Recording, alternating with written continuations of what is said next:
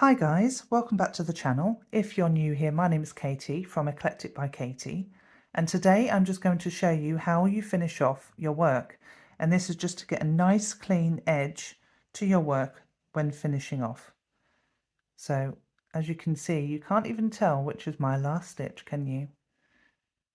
Get your hooks ready. I'll show you this lovely technique. Okay guys, so I'm just going to pretend that I've finished off my work here and this is my last stitch and I'm just closing my row.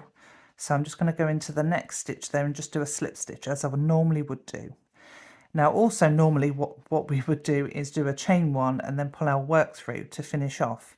And then pull that nice and tight and then you're good to go. And then you would of course thread in your tail and everything.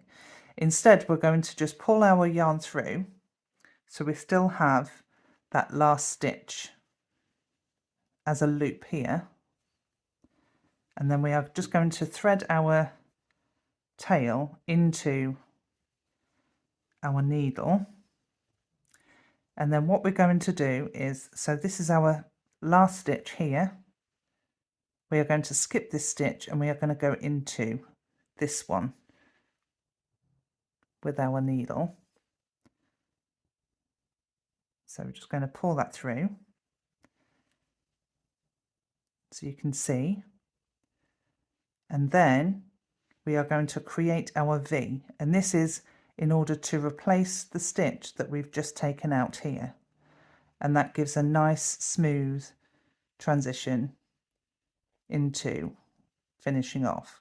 So you just go into the back loop of your stitch and then into the bump at the back of the stitch, so then it comes down. And that is how you finish off, so it's nice and neat, so you get a nice clean edge.